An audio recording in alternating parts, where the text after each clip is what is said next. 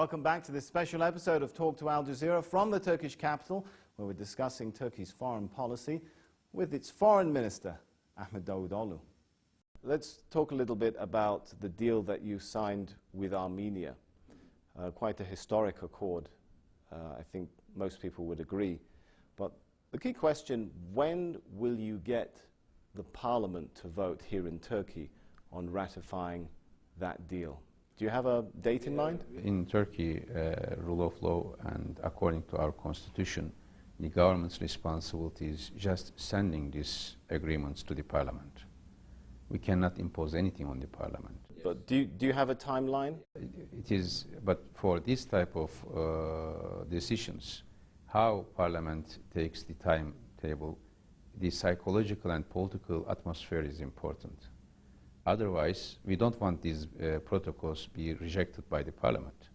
So it should be voted when in the most suitable political atmosphere. Okay, what does that mean? I know you're a diplomat, Professor Davutoglu, but you're also a professor. Let's break it down in layman's terms.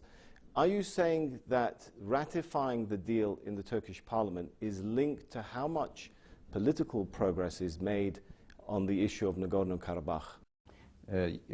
Of course, we have been saying that these protocols will have a positive impact on the stability of Southern Caucasus and particularly on Armenian-Azeri dispute, Azerbaijani dispute, to end the occupation of Azeri territories by Armenians. So this is our belief.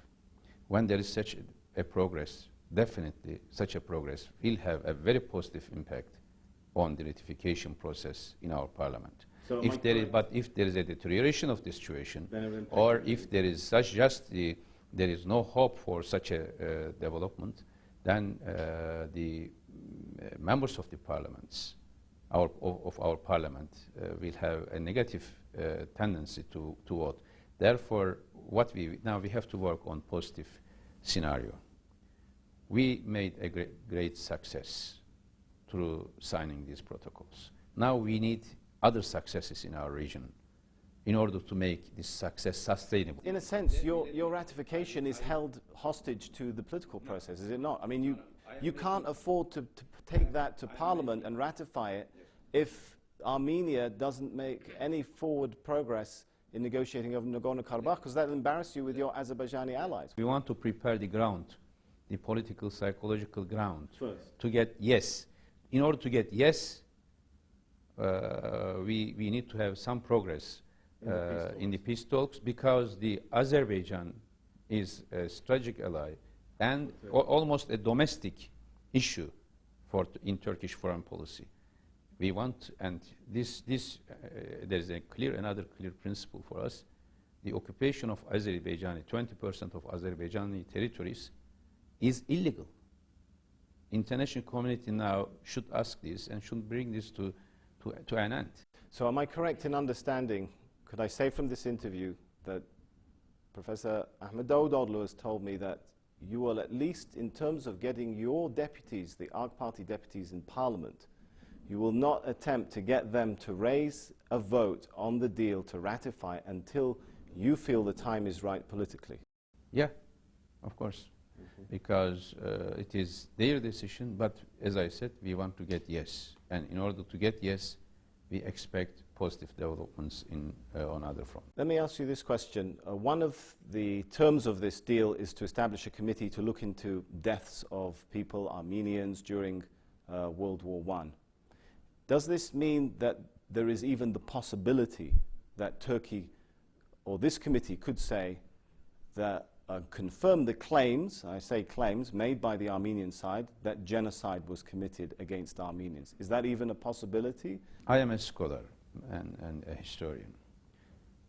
Historical facts should be searched based on historical documents. There is a historical fact, there is a war of propaganda. Until now, what we observed, it was a war of propaganda for political purposes. This new commission will take it to the right place, a research based on historical data. Historical data means archives. 4 years ago, Turkish parliament took a decision and said our archives are open for everybody to come and make research. We are self-confident.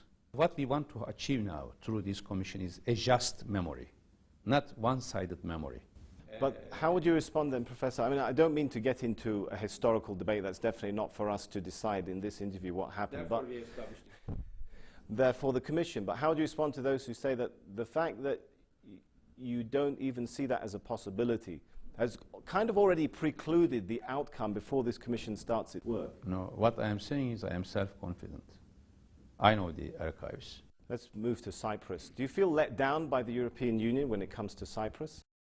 Yes, unfortunately, in 2004, if there was enough pressure by EU side on Greek Cypriot side, and if Greek Cypriot side accepted Annan plan, today we would have a different Europe, a different Eastern Mediterranean zone, a different Turkish-Greek relation. Okay, that was 2004. What should the EU do today then? What would you like the EU to do today? It was 2004, but we should get enough lesson from 2004. Justice is important. We should not forget what has happened there. Turkish side said yes for EU plan, for UN plan. Greek Cypriot side said no. So it means Turkish Cypriot side wanted to unite the island. Greek Cypriot side want to divide the island. Now what should be done? And the same trend is continuing. President Talat is pushing for the negotiations. Greek Cypriot sides want to misuse, unfortunately, Turkish-European relation in order to make pressure on Turkey on Cyprus issue. What should be done? EU should tell to both parties, I don't say only to Greek Cypriot side, enough is enough. Make a peace, unite the island. This is the issue. The issue is not Turkish-EU relation. The issue is Cyprus question. Focus on this and make a peace. If there is such a strong will by international community, we can get a quick, comprehensive settlement on island. But unfortunately, we don't see that strong commitment by international community. What we see is delaying the process by Greek Cypriot side in order to get some pressure on Turkey by EU. This is wrong strategy to achieve a peace. Final question. What is the Turkish position on efforts to give the entities of Bosnia more power? Is that the key to peace and stability or a threat to peace and stability in the Balkans? I was in Bosnia-Herzegovina last week and I had meetings with the leaders. And we are following Butmir process closely. What we have to do now in Bosnia is to end the transitional period of which lasted 14 years after the Dayton Agreement, to have a real efficient state in Bosnia-Herzegovina based on a comprehensive constitutional framework where all the citizens of Bosnia-Herzegovina can feel that they have a political order. Is there enough support from the US and EU for that? You mentioned a key point. The existing initiative is good, but it should be more consulted with the people. And is it being implemented? You mentioned the terms not yet, but the initiative to have a permanent functioning political system in Bosnia-Herzegovina is good. But we should not allow this to create an inefficient state structure of Bosnia-Herzegovina. There should be a functional state structure in Bosnia-Herzegovina. What does it mean?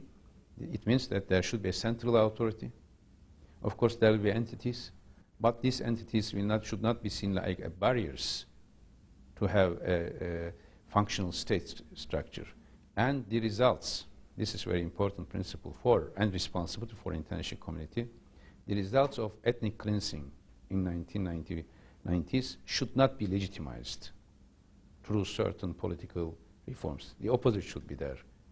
There should be a more harmonious, more integrated Bosnian society of all ethnicities, Bosniaks, Serbs, and Croats, to have a sense of belonging to the country and a sense of